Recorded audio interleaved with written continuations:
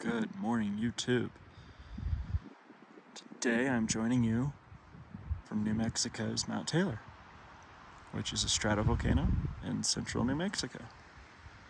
It is in the San Mateo mountain range, and it is approximately 11,300 feet, or about 4,100 meters high. It's currently sunrise at about 7:30 in the morning. And I am at about 10,700 feet.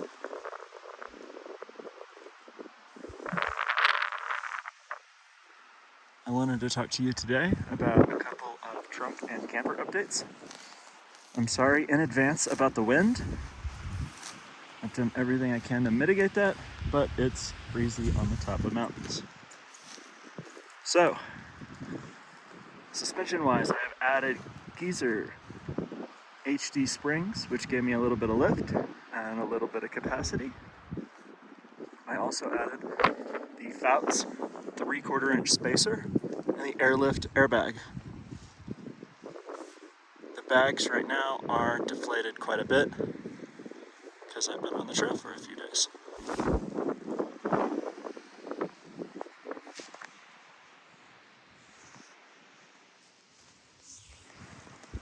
Got quite a bit of suspension travel back. No more squat. I have also added some lighting. Did the Baja Designs ambers in the rear bumper here. I also did the Baja Design pods with an angle bracket right there. I've added rock sliders as well, which I haven't had to use yet, thankfully. Some of you may have noticed that atop my rig now sits a performance Starlink in-motion dish, which I've added recently. Loving that.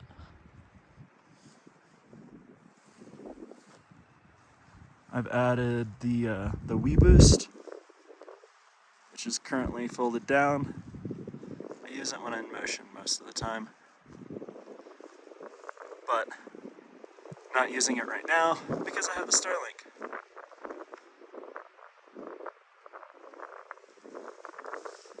Alright, on the inside, I have done a few things. Let's talk about the changes on the outside first that affect the inside. This hole in the camper is new, and that drain line is new. And this hole in the camper is new.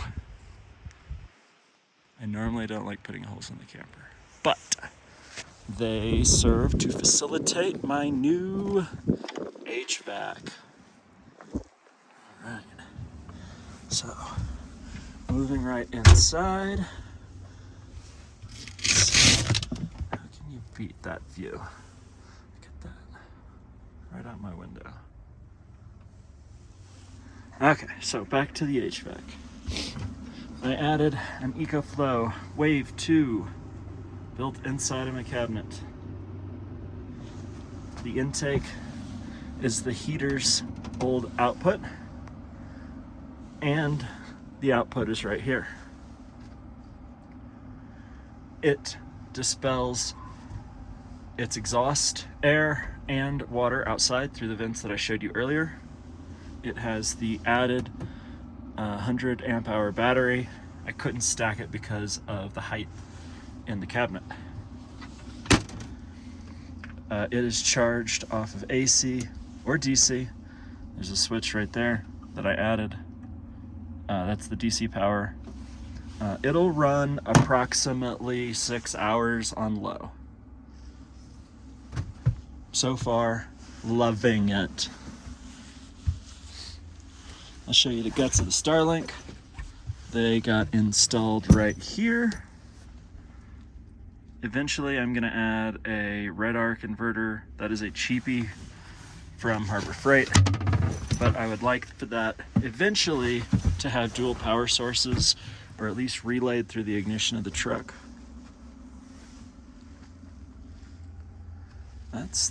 That's really it. I've really enjoyed having heat and air conditioner. I haven't really used the AC a lot, but I live part-time in New Mexico and part-time in Oklahoma, and I've never really been able to use this thing in Oklahoma because our weather is hot and humid and miserable. And the 4Book camper version of the AC puts it on the back and is very susceptible to dust, which, as you can see, half of my time I operate in a fairly dusty environment. So it wasn't a good option, but I finally found something, a compromise. So far, so good. Well, I'll get you out of the wind now. I know you hate that. Thanks for tuning in.